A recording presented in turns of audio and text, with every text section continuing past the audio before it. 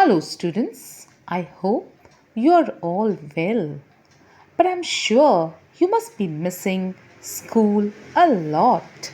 But since the COVID 19 pandemic is taking its course once again, we ought to begin with the online classes. Today, we are going to begin with a very down to earth topic in civics entitled Electoral Politics. Most of you must have definitely heard the word elections. You must have heard about it at the school level, that is, the elections that take place in your own school. You have also heard about elections that have taken place at the village level, that is, in the panchayats.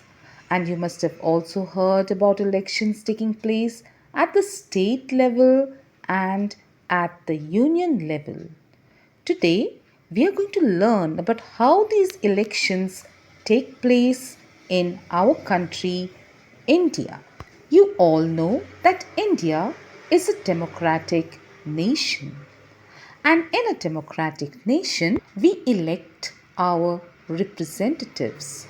In a democracy, it is neither possible nor necessary for people to govern directly. The most common form of democracy in our times is for the people to govern through their representatives. In this chapter, we will look at how these representatives are elected. We begin by understanding why elections are necessary and useful in a democracy. We will also understand how electoral competition among parties serves the people. We then go on to ask how an election takes place democratically. The basic idea here is to distinguish or to show the difference between democratic elections from non democratic elections. We will begin with how the constituencies are formed, right down to the declaration of the results of an election. In this chapter, we will talk about whether in India we have free and fair elections. You must also know that elections are conducted by an election commission. An election commission is a body that conducts elections. We will now begin with the subtopic 3.1, why elections. Let us take the example of the assembly elections in Haryana. The time is after midnight.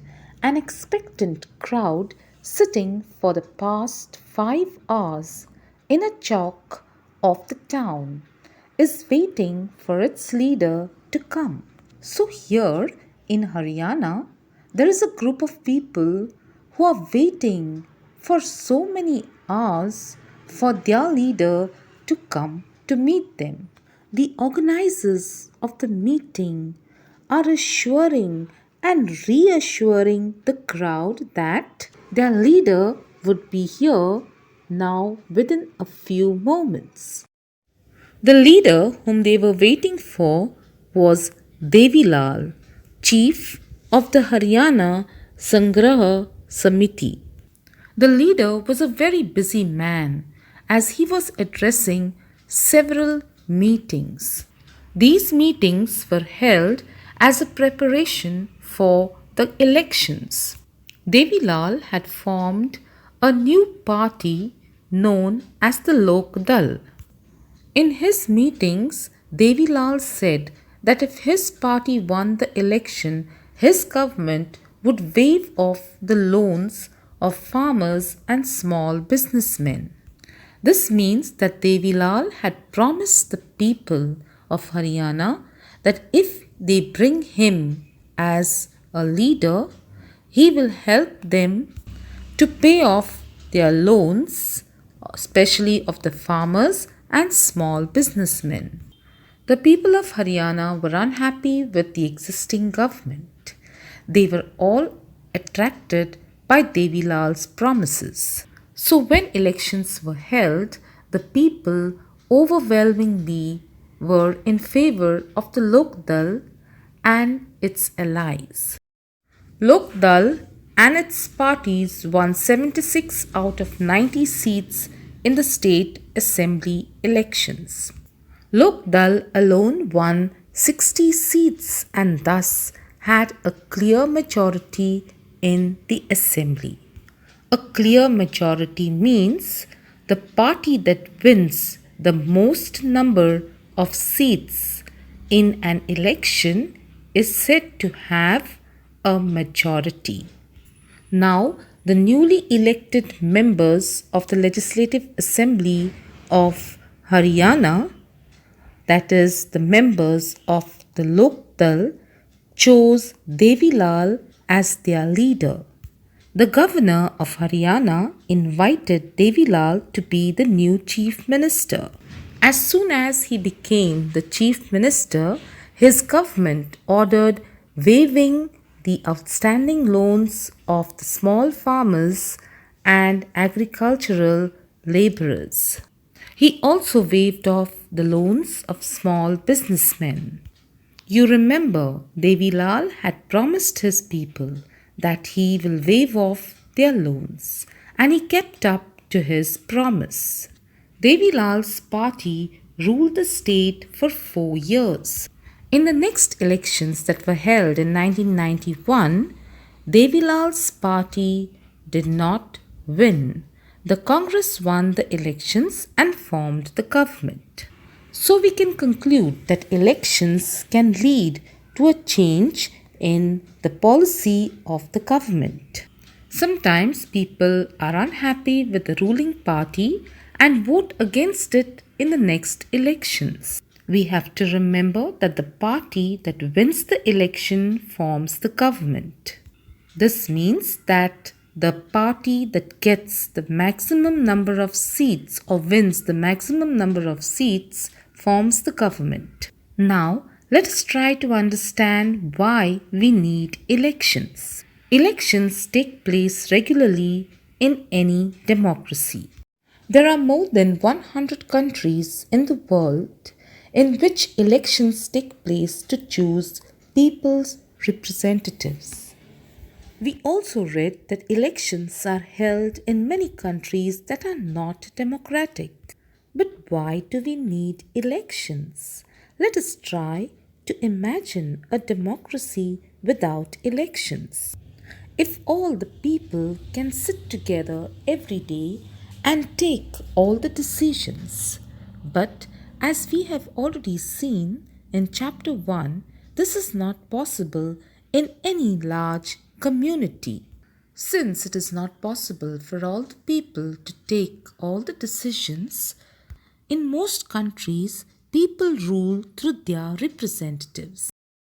The mechanism by which people choose their representatives at regular intervals and change them if they wish to do so is known as elections. So that is why we must say, or we can say, that elections are very essential in representative democracy. In an election, voters make many choices. They can choose who will make the laws for them.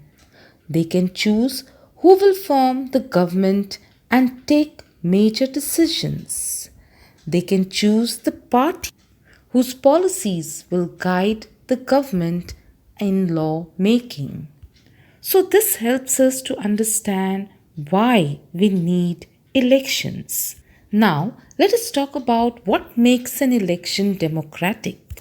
Elections are held in democratic countries and also sometimes in non-democratic countries.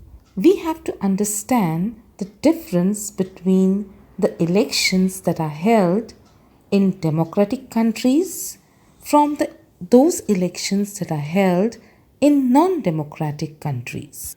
In a democratic country, everyone should be able to choose. This means that everyone should have one vote and every vote should have one value. Secondly, there should be something to choose from. That means parties and candidates should be free to contest elections and should offer some real choice to the voters.